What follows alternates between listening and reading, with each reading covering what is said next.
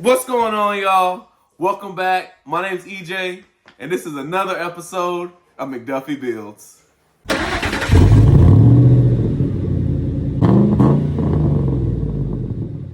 If you're new here, this channel is all about breaking, fixing, and breaking it again. In this episode, I'm going to talk about how I spent $100 at 3 estate sales and all the things that I got. Stay tuned to the end for 2 tips for when you're going on estate sales. If you've watched any of my previous videos, you know that I went to an estate sale probably about 2 months ago.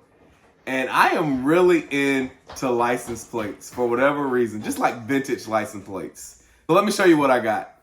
First up is this North Carolina license plate. It is from 1980, which is about 8 years before I was born. So I'll let you all do the math on that. The last time this tag was registered was 1985. After doing some research on these types of tags, I paid $5 for this, and these tags easily go for about $34. At this point, I don't know if I want to sell it or hold on to it, but I think that they are just cool to have. This is another tag. This tag is from 1962. So I think I have a 64 tag that you all might have seen in a later video. I also have one from about the 70s. So you can see the patina on this one, which is a new word I learned from watching other videos. But just means it's vintage. You see the wear of the sun and rust and all of those types of things. It's even got a few spider webs on the back of it. But this tag is really cool. I like the way it's faded and the vintage feel of it. I definitely won't be getting rid of this one anytime soon. Next up is these Time Life books. So I got these magazines from the estate sale for $40. And when I got back home, I looked this up and I was able to find out that one of these magazines was going for like $20 to $30. And so paying $40 for it was not that big of a deal. So I may not know who these people are on this magazine, but if you know, drop down in the comment section and let me know. Or if not, we can find out together. So first up, I'm pretty sure this is a U.S. president. Who it is, I'm not entirely sure. But again, if you know, drop down in the comment section and let me know. This is some war. I want to say World War II, but I am not entirely sure. When I asked the owner, that's what she said, and so I'm going based off of her recommendation. Next up is the king of rock and roll, Mr. Elvis Presley himself. Anybody who knows anything about music knows that any Elvis Presley gear, memorabilia, anything like that, I'm sure folks who are collectors will pay to have this in their collection. I know who this guy is for certain. This is John F. Kennedy. I'm not sure exactly what he's talking about or where he is in this particular image, but I do know who this is. And again, because he's a U.S. president, I'm sure somebody will be able to take this, put it in their collection, or if they're just a fan of JFK, then this is something that they can use in their collection. And then lastly, Mr. Babe Ruth. Sultan of Swat. The King of Crash. The Colossus of Clout. The Colossus of Clout. Babe Ruth! The Great Bambino! Hey, shout out to Sandlot. That was one of my favorite movies growing up. I love that movie. I can watch it right now. I've showed it to all of my kids so they can quote the lines. But Babe Ruth, one of the greatest to ever touch the baseball diamond, Mr. Babe Ruth. Now, I don't know exactly what happened on this particular magazine. As you can see, it looks like some type of animal got to it. I don't know if they were keeping this in the attic or in the basement or somewhere like that, but it looked like a rat or mouse of some sort might have got to it and started chewing off the pages. But again, because it's Babe Ruth, I know that somebody would love to have something like this in their collection. And I'm not looking to get top dollar for this one simply because it's been damaged. So I can probably sell the whole set together and recoup my money back and some, or I could parse this out and sell a few magazines separately and been able to get my money back. The one thing that I did not say was that I was at home in New Bern, North Carolina, visiting my parents when I found these magazines as well as those vintage license plates. When I got back to Charlotte and was with my wife, I told her about all the things that I had found at the estate sales in New Bern and immediately went to looking up estate sales in Charlotte. So I have a couple different vinyl records that I found while we were out doing the estate sales that Saturday, and I'm going to share those with you now. First up, Miss Diana Ross.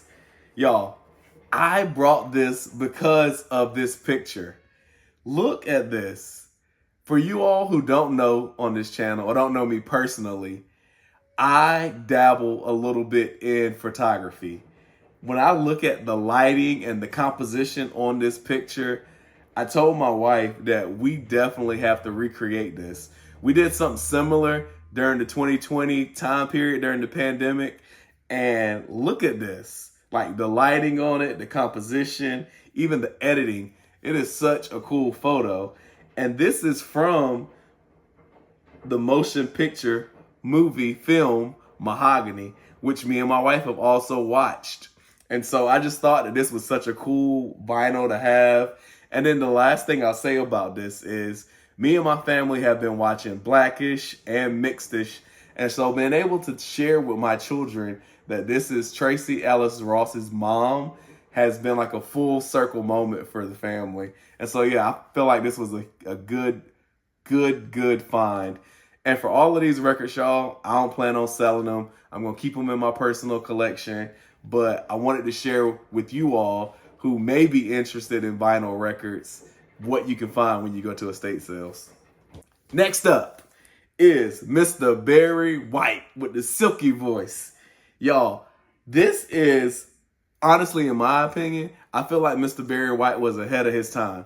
So if you look at the back of this album, I don't even know if you can see that, but down here, it says 1973. So Barry White is conducting and arranging with the orchestra in the early 70s.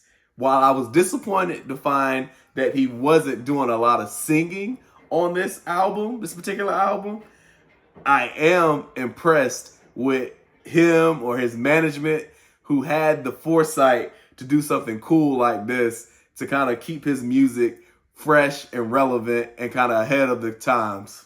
Next up is Mr. Rick James. Never mind who you thought I was. I'm Rick James, bitch. Y'all, this album cover, again, fire. Whoever put this together, you got Rick James up here being cool. He's got his guitar. He's got this lady down here. And honestly, I didn't even know that this was on the back until I got home. But for anybody who's seen any black film in America, Mary Jane is on this album. Mary Jane! Y'all, that is a staple in a bunch of black movies. And I didn't even make the correlation between this album and this album cover when I first picked it up. I just thought I couldn't let this album sit down in that crate in the dungeon of this estate sale and not pick it up because nobody's going to appreciate it like I would having it in my collection. So the next two albums or vinyls I only have the covers. And I'll tell you why I still went ahead and purchased them. My wife had a great thought. There's someone out there who has the vinyl with no cover, and I have the cover with no vinyl. So either I could sell them my cover or they could sell me their vinyl. And the first one I have is Earth, Wind, and Fire. Y'all, this right here, look at this. The pictures on the inside are what sold me about this album cover. Look at that. Look at it. Just cool pictures of the group being themselves, recording. They're in the studio in some of these shots. They on tour with some of these shots. And even if I never get the actual vinyl, I do feel like this is just something cool to have. Now, would I love to get the vinyl? Absolutely. Because it's got Shining Star, Sing a Song, Reasons, September. All of those bangers are on this vinyl. So I do intend to find the vinyl for this one. Next up, I got the King of Pop. This is Michael Jackson, Off the Wall. Again, this does not have any vinyl in it, but I plan to find the vinyl and add this to my collection. And I may even be able to get a discount because someone has the vinyl with no sleeve, and they may be willing to sell it to me at a discount because of that. Next up is Mr. Bill Cosby. So say what you want about Bill, but for me, Bill Cosby was very influential in my childhood, whether it was from The Cosby Show or from A Different World. Those TV shows really helped shape me into the man that I am today and what was possible for Black families and Black culture. And so this was so cool to see this in the crate down there and be able to pick this up and bring it home with me. I was telling my wife about a story. I don't remember which comedian it was. It might have been Richard Pryor or maybe even Eddie Murphy or Dave Chappelle or Steve Harvey. One of these comedians talked about how them hearing a vinyl record of a comedy set as a child helped shape them and put them on the path to being a famous comedian. And so it's comedians like Bill Cosby, Richard Pryor, Red Fox, all of those comedians who helped pave the way for what you see today.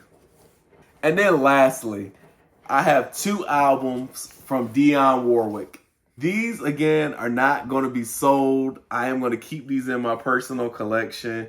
But listening to these, one of these is a double album. So I'm pretty sure it's this one. Nope, it's this one here. So this is a double album. I mean, just look at all the songs that are on this one. You can put this thing on for hours, clean the house, do whatever you need to do. But again, I just think it's something cool. And what I got to do was sit down with my family on Sunday after buying these albums, play them, introduce this to my kids, and they be able to hear the clean sound of music from a record player versus trying to get on your phone and stream and do all of those things. And so it's so cool to be able to share those experiences with my family. If you made it this far in the video, thank you all so much. I wanted to share what is possible when you get out and beat the pavement. You can go to an estate sale in your area. I'll tell you how I found mine. I went on Facebook Marketplace, typed in estate sale. They show you the address, the time, and a lot of times they also have pictures of what they are planning to sell. I will say I've been to ones that are ran by the families. Those are a little bit more chaotic, but you might be able to do more willing and dealing at that one versus ones that are ran by companies. 2 tips that I would give you. 1, research on Facebook and get there early on the first day if you know for certain there's things that you want. 2, if you're not as concerned about what products you're looking for or items you're looking for, I would say go on the last day because they are more willing to negotiate and do those types of things on the last day because they want to get rid of as much stuff as possible. So thank you so much for watching this video. Again, always remember to like, comment, subscribe, and share, and we'll catch you in the next one.